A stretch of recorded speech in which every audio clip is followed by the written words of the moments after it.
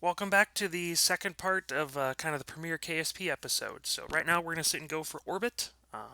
Kind of a little cut over from the last video. I basically spent a lot of time in the VAB redesigning basically an orbital capable rocket. So this what you're seeing here is called the Go Fido.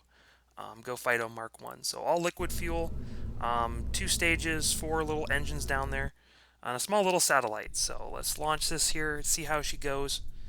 And I'll basically talk about it here during the launch. So basically, I spent a lot of time in the VAB, probably a good 45 minutes or so, basically trying to sit and do a nice little design, little fairing up there.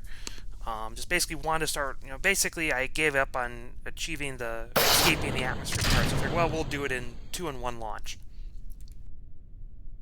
So we'll escape the atmosphere and reach orbit at the same time. Really slow off the pad. If you're not hearing much engine noise, I think that's because something with the engine parts may be bugged, because I didn't hear any noise either in game from these little engines. I stuck with I think it was the cogwells, the LV05s, because they have gimbal on them. I didn't want to go with pure heavy, the higher thrust version, just because I wanted that gimbal. That's kind of one of the trades in Kerbal Space Program will be higher thrust but no gimbal. I didn't want to sit, again, I'm still locked to 30 parts, so I don't want to go sit and have to add an extra set of control fins or control surfaces. So I put 4 engines. My first time using this particular engine plate as well, so you can configure it to have, I'm not sure if the engine plate's a mod or not, or if that's stock. But the engine plate, you can basically put anywhere from 1 to I think 6 or 8 engines on it.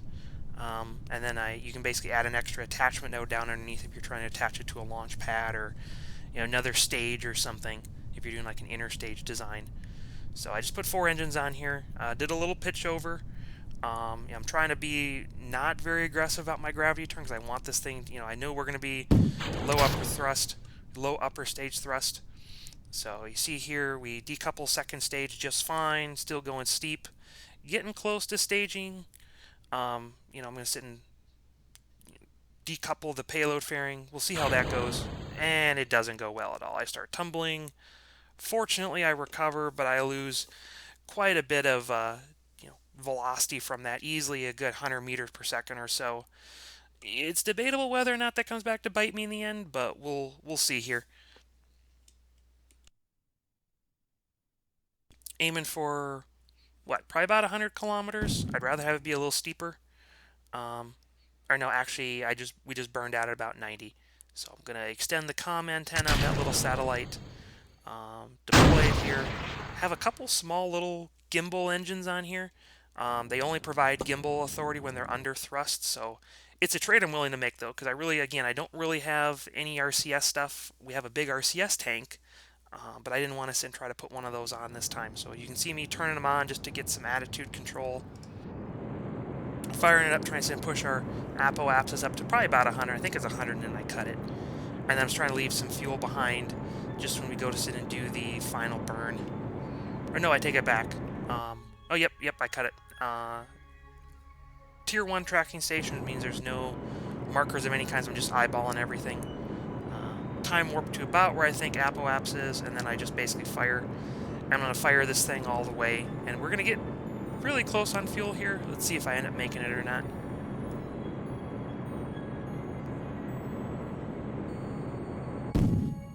And I do not, so that fairing mishap really came back to bite us. So I start transmitting what science data I can.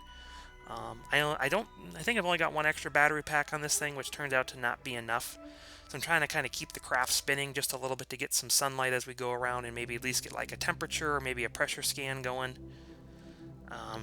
So I realize I need an extra fuel tank. So you'll see in the next cut here, or as I go to the VAB the next time, basically I'll add another fuel tank to the Go Fido, make it the Fido 1.2. Really beautiful shot of some of these volumetric clouds from space, just stunning. There's a little scatterer config that comes with it that you need to use to make them work, and you'll see here as I pan the camera around, a beautiful view of sunset.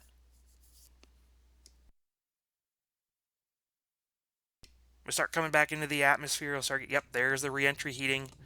The antenna will break off here in a minute, and there goes our first satellite casualty, unfortunately, of our space program.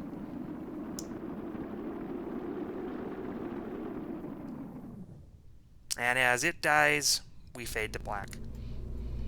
So, again, just Mark II, basically gonna add another fuel tank that I start having to play around with. How much delta V do I need? Trying to get everything all lined up properly. I'm down to, what? I'm right at the part limit of 30 parts out of the VAB, so this is kind of make or break. And I should have caught it before, but I really didn't look that closely. That thrust to weight at the top is 1.01, so I should have realized that that was atmospheric thrust. I think I mentioned that in the last video.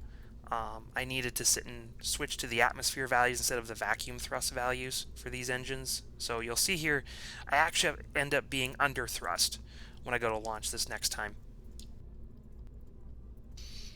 And we'll have to sit and take that loss and go on to the next one. Still playing around with things. I'm not real happy with that 1.01, so I take off a fuel tank and get it up a little bit to 1.17, because I know you want a little bit of control authority off the launch pad. And still playing around with instruments and things, trying to get as much science as I can out of it.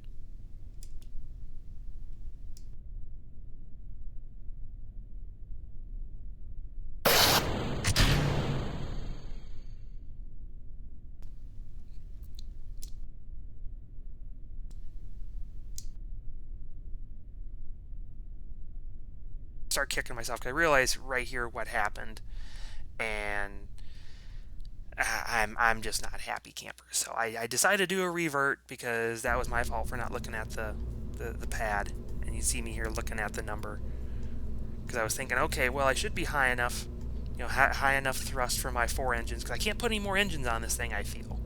And then I clicked the button and I realized 0.87. There's no way that thing was getting off the ground. I'm honestly surprised it didn't just topple over and explode. You see, I upped the number of the engine plate pieces to 6. So I put 6 engines on there. Now I'm over in part count, so I gotta go start stripping science stuff off this vehicle.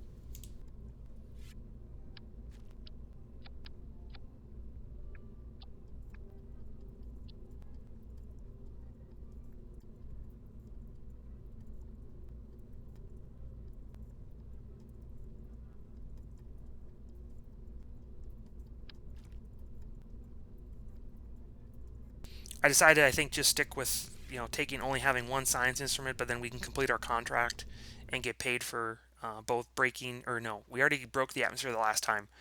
This would be attaining orbit. So I'm just trying to see if there's any other contracts. Sometimes you'll get science data from Kerbal Orbit, which we've already got a thermometer on there, so that would be great. But unfortunately, none yet. You have to go to orbit before you can actually start getting contracts for science from orbit. I forgot about that part. So, going for orbit, take 2. Oh, take 3. Much better off the pad this time. Those 6 engines doing wonders.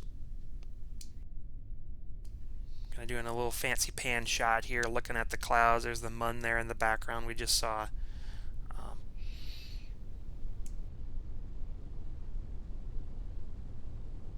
Starting our pitch over, getting over to about 100 meters per second. Doing, again, I know this is kind of a little low on the thrust side, so I don't want to sit and chance. I want to give this thing a loft. And also, too, right, we're dealing with the ComNet array. So if your probe gets too far over the horizon, it's going to lose contact, and we're going to lose, we won't be able to control anything. So by lofting it higher, you're spending more time over the overview of the Kerbal Space Center. So that allows us to maintain contact through, at least when we circularize our orbit, or at least get it out of the atmosphere. Because once we get this thing into low Kerbal orbit, it's going to come back around. You can always sit and do your maneuvers then, on the next pass when you sit and have contact. But you at least want to get into stable orbit. There's no worse feeling than getting a probe up into orbit and, about ready to circularize and your comm goes out. Nothing worse than that. Aside, so you see here, staging still went fine. I decided to hold on to the payload fairings until we basically pretty much get up into orbit, because I do not want a repeat of what happened the last time. Still wasn't sure if our design's on the fringe or not.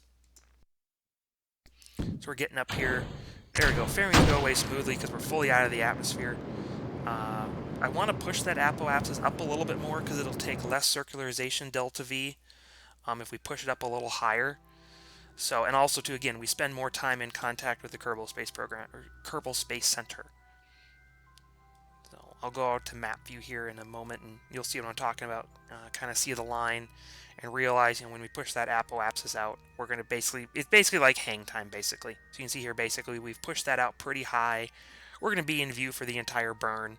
So we'll get up here, we'll circularize kind of over the terminator, and then we should have it. We've pretty much got full fuel tanks. Our periapsis is only about negative 318 kilometers. So I at this point, I'm confident we'll sit and get into orbit and have our first orbital spacecraft here.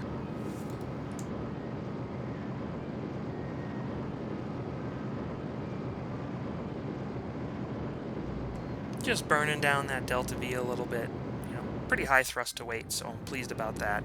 I don't want to get it too high because it'll start throwing off our orbit shapes. I'm trying to just get it roughly in the ball, kind of get both of them at least roughly equal. Early game satellite, this thing will most likely be deorbited at some point. So I'm just putting it into a sun positive energy attitude. So I've got 2 solar panels on it. I'm running a mod called Persistent Rotation. So it allows you to set a rotation, relative rotation. And you'll see me monkeying with that here in a minute.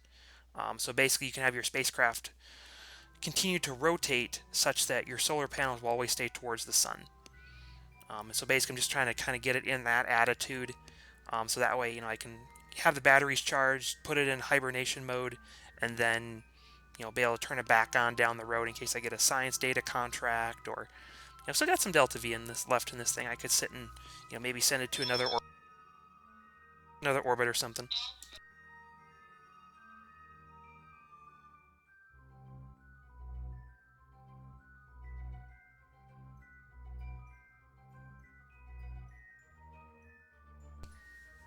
So we come back around again.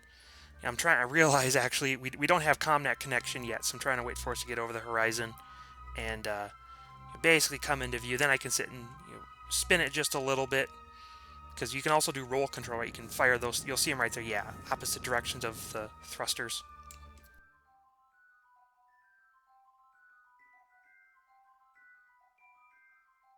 And pretty much, yeah, that's just sending a little bit of science data. And that's really going to be all for this episode. It's going to be a pretty short one this time.